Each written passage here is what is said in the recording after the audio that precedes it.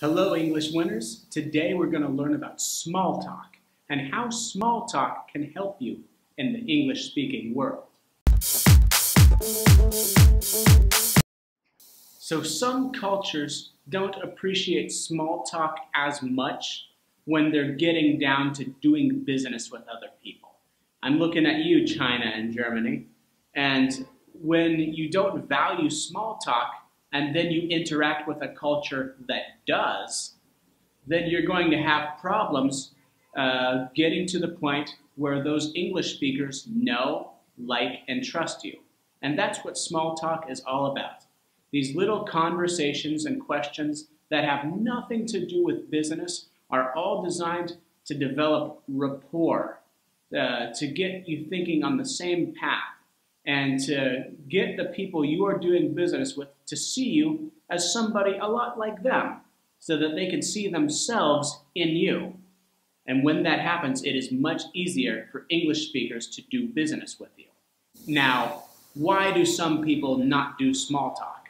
Well, sometimes people think that if they give little bits of personal information, maybe they will reveal too much and give a piece of information that someone on the other side of the table who you are negotiating with might use that information against you. And you know, there's always a risk of revealing too much no matter what. But let's be honest, if somebody was really out to get you, they would be searching for information about you whether you gave that information or not. So it's okay to reveal little details that are innocuous and have nothing to do with business, nothing to do with the deal, just to establish some common ground with people. And I'm going to teach you how to do that here. Now, for small talk that happens at the beginning of meetings, right before people get down to business, there's one framework you can use for doing small talk, especially if small talk is something new to you. And that's something called F-O-R-M, or form. Now I'll explain what each of those letters in the acronym mean. F stands for family. O stands for occupation, or your job, your career. R stands for recreation. What do people do during their free time? And M stands for motivation. Why are we doing all this? There must be a reason we get up out of bed every day, and that is our motivation. So now I'm going to go into some questions that you can use utilizing F-O-R-M to do some small talk with people. Family is great. Everyone loves to talk about their family. Here are some examples. Are you married? Do you have kids? What do your kids want to be when they grow up? Do you have any pets, like a dog or a cat?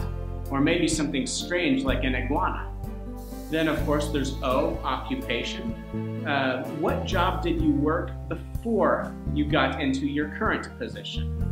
How many years have you worked for your current company? What was your major in college? And how did you get your start deciding that this job was the type of job you wanted to do? And sometimes, depending on the situation, are you happy with your current job? What would you change about it? So recreation. Recreation's fun, right? The things we like to do on our free time. Do you have any hobbies? Do you like movies? Where do you like to go for vacation? What did you do on your last vacation? Did you enjoy it? Tell me about what that place was like. Motivation. I usually leave motivation for last, if I get to it at all, but in case you want to ask some motivation questions, here are some examples. Suppose you received a lot of money. What would you do with it? Or imagine you retired today and had all the money you need. What would you do with your time? If you could live anywhere in the world, where would you go? After you are done with your life, what kind of legacy do you want to leave for the world? So those are some motivation questions that you can get into, if the questions and the conversation, of course, gets really deep. So my recommendation for you is to start with family. Everybody loves talking about their family.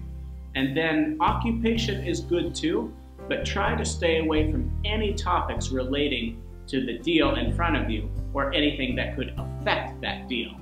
And then of course, recreation, which is actually my favorite. I have the easiest time connecting with people using recreation. And so here is a survival tip. I put together a list of topics you should maybe avoid during a business meeting. And I'll go over them briefly right here for you. Stay away from politics, religion, gossip about your coworkers or superiors.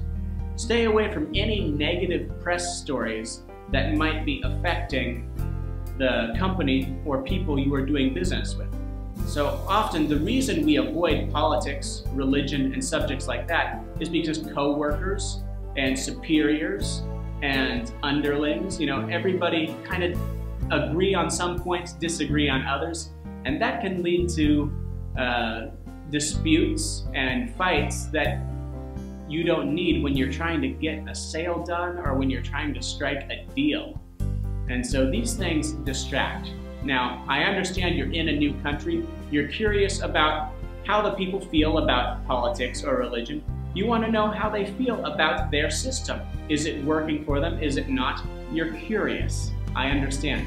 So after the meeting, if you're going someplace where people talk a little bit more casually and they start bringing up these topics, it might be a little more okay to talk about them, especially if the people you are talking to are not in any way connected to your deal. But be cautious. Sometimes big companies will send some extra people to strike up conversations with you, and you gotta be a little careful.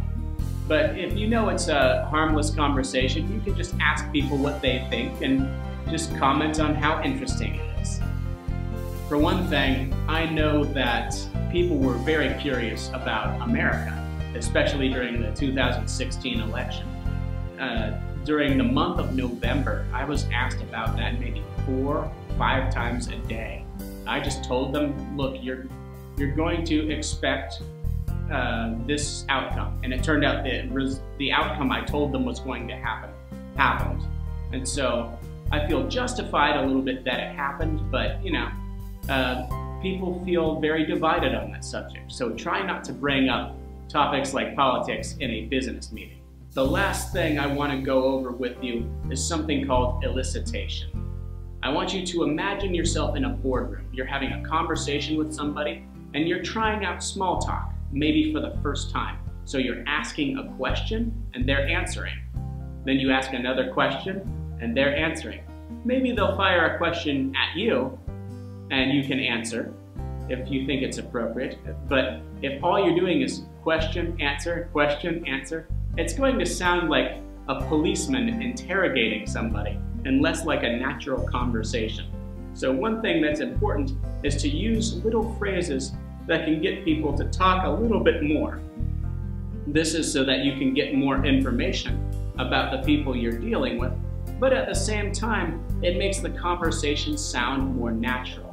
And I've included some elicitation phrases that you can use so that people can share just a little bit more and maybe feel more calm when they talk to you. Let's see. Here they are. Let's say someone gives you an answer to a question. You can say, "Can you tell me why?" That way you can hear their reasoning. Another one is, "Please, go on." So you want to hear more and people might share more information, which is interesting. Also, does this happen a lot? Sometimes you hear information that surprises you and you want to know if this is normal. Does this happen a lot? You can learn a lot about another country by asking a simple question like that. What else would you do? So you're still asking questions, right? But you're no longer switching subjects over and over. You're going a little bit deeper and getting more information about just one subject. And it makes the conversation so much smoother. And it also lets people know that you are interested in it. This one is great. What about you?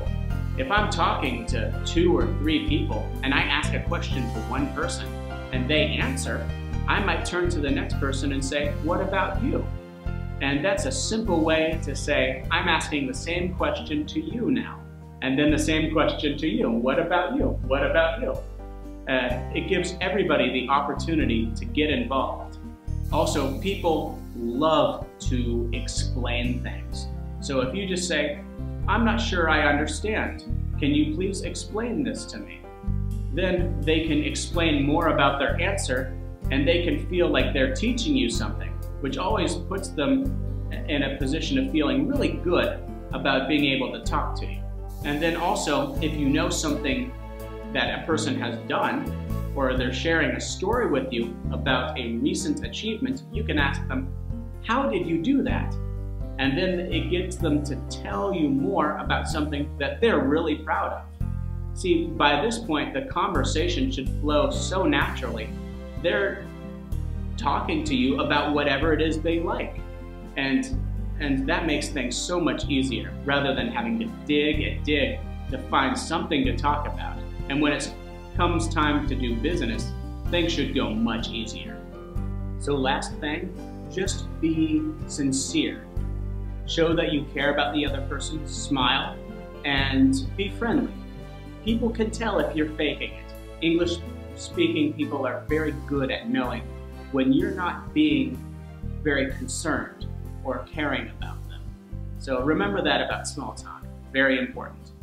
So that's it for small talk. I have another video on PowerPoint that you might want to check out, and also a business idioms series that you might want to hear if you are curious about, of course, idioms and English. So please subscribe if you want to hear more videos like this, and I will continue to add more. Please like, and if you have any questions about maybe another topic in business that you want to know about, let me know about it, and I might even make a video about it just for you. Let me know. Until then, keep winning, English winners.